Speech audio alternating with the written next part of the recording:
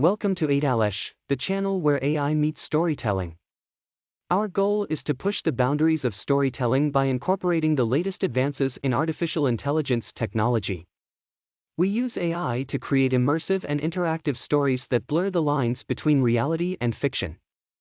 With our unique approach, you'll experience stories like never before, with personalized narratives that adapt to your choices and preferences. So join us on this exciting journey as we explore the possibilities of AI-powered storytelling. Welcome to AiTales. And let us begin.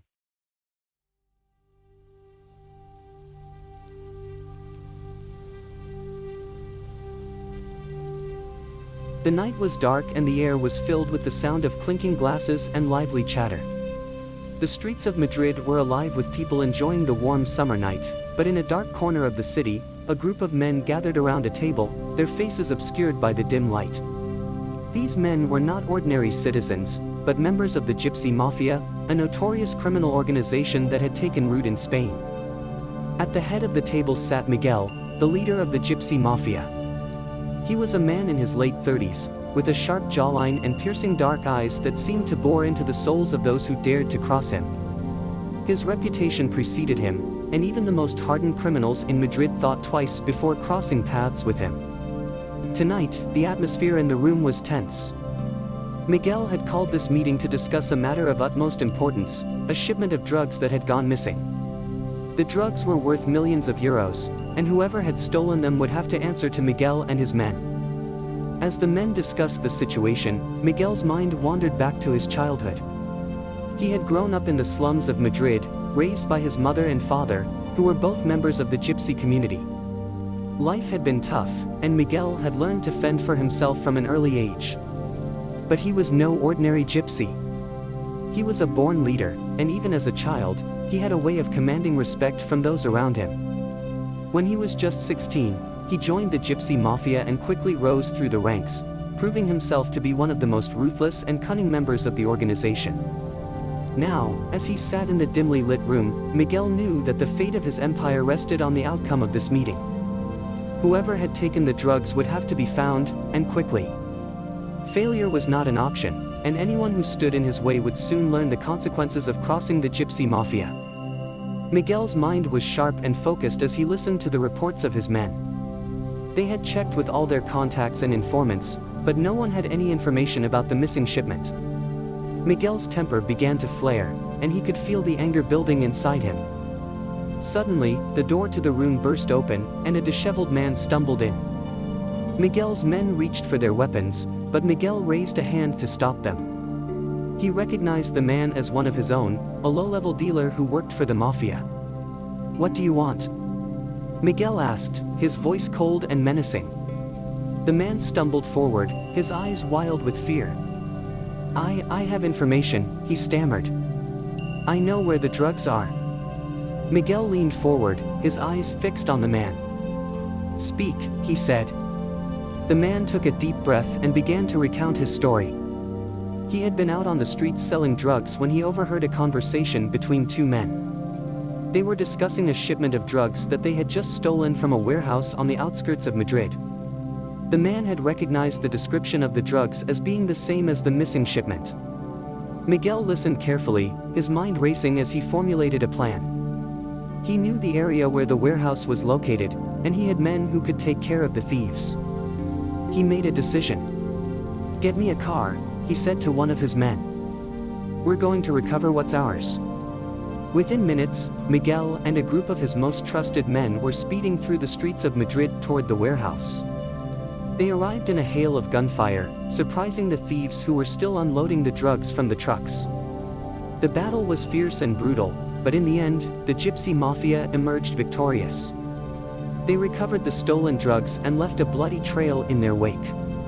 Miguel's reputation as a ruthless leader was only further solidified in the criminal underworld of Spain. As the group made their way back to their safe house, Miguel reflected on the night's events.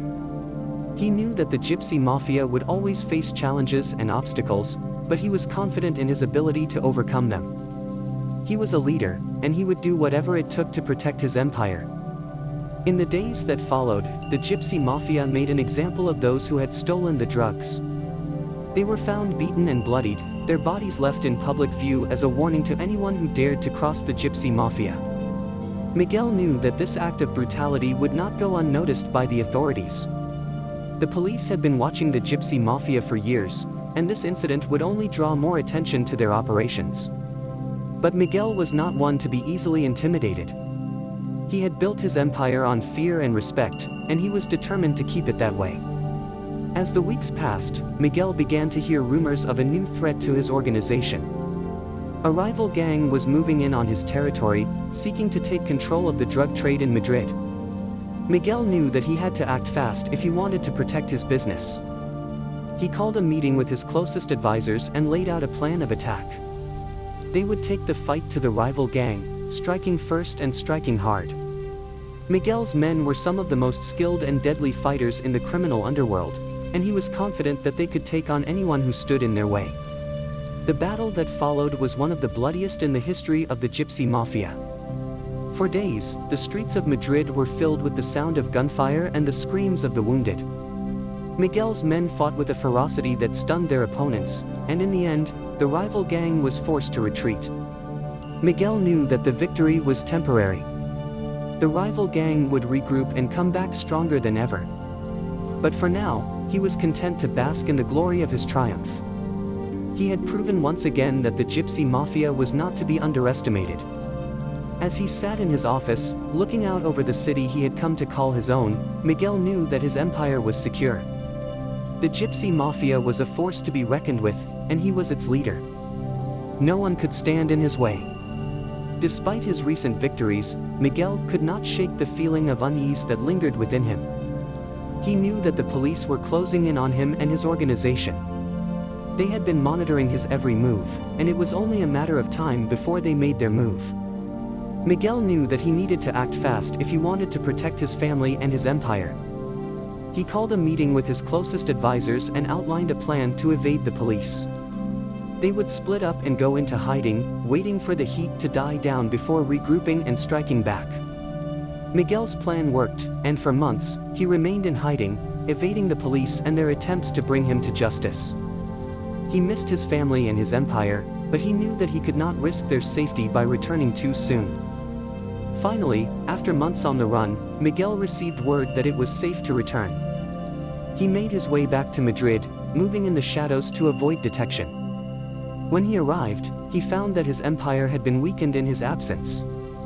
His men had fought bravely, but without his leadership, they had lost ground to their rivals. Miguel knew that he had to act fast if he wanted to regain control of his territory. He called a meeting with his men and laid out a new plan of attack.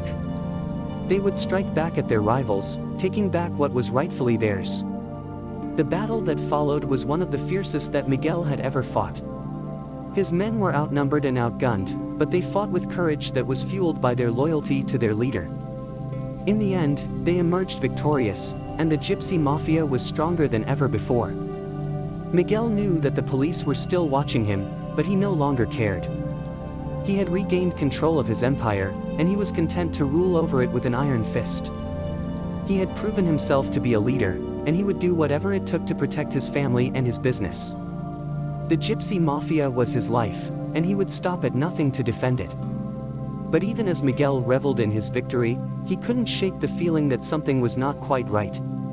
He had underestimated his rivals before, and he knew that they would not take their defeat lying down. As the days turned into weeks, Miguel's fears were realized. His rivals launched a counterattack, striking at the heart of his organization. Miguel's men fought bravely, but they were outnumbered and outmatched. The gypsy mafia suffered heavy losses, and Miguel was forced to retreat once again. But this time, he knew that he could not simply go into hiding. His rivals were too powerful, and they would not stop until they had destroyed everything that he had worked so hard to build. Miguel knew that he needed help if he was going to survive this latest assault. He reached out to a contact that he had made years ago, a powerful and wealthy businessman who had connections to some of the most dangerous people in the world. The businessman agreed to help Miguel, but his assistance came with a steep price. Miguel would owe him a favor, and it was a favor that he could not refuse. Together, Miguel and the businessman launched a counterattack of their own. They struck at the heart of their rivals' organizations, taking out their leaders one by one. The battle was long and brutal, but in the end, the gypsy mafia emerged victorious.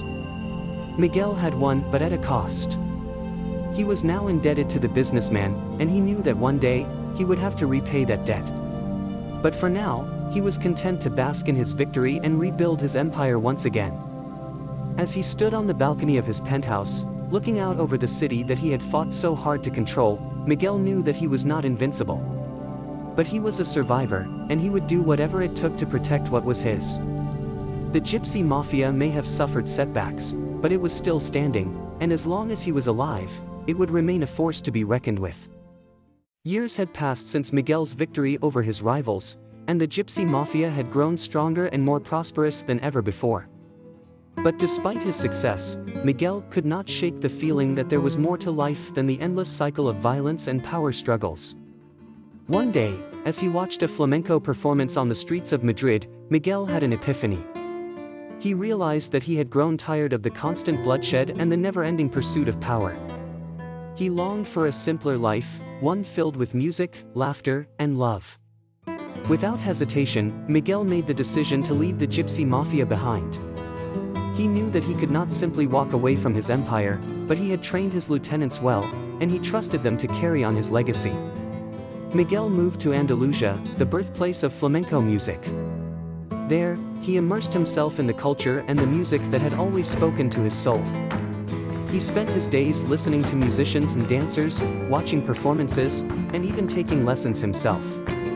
As time passed, Miguel found himself becoming more and more content with his new life. He made new friends, fell in love, and even started a family of his own. He knew that he could never fully escape his past, but he was finally at peace with himself and with the world around him. Years turned into decades, and Miguel grew old, but his love for flamenco never faded. He continued to listen to the music, even as his hearing began to fail, and he remained a fixture in the local dance scene until the very end. When Miguel finally passed away, his legacy was not that of a ruthless mafia boss, but that of a lover of music and life. The gypsy mafia that he had built lived on, but it was now a shadow of its former self, a testament to the fact that even the most powerful empires can crumble in the face of time. As Miguel's body was laid to rest, his loved ones and friends gathered around, listening to the music that he had loved so much. They knew that he had finally found the peace that he had been searching for, and that he would be remembered not as a criminal, but as a man who had lived life to the fullest, and had left his mark on the world in his own way.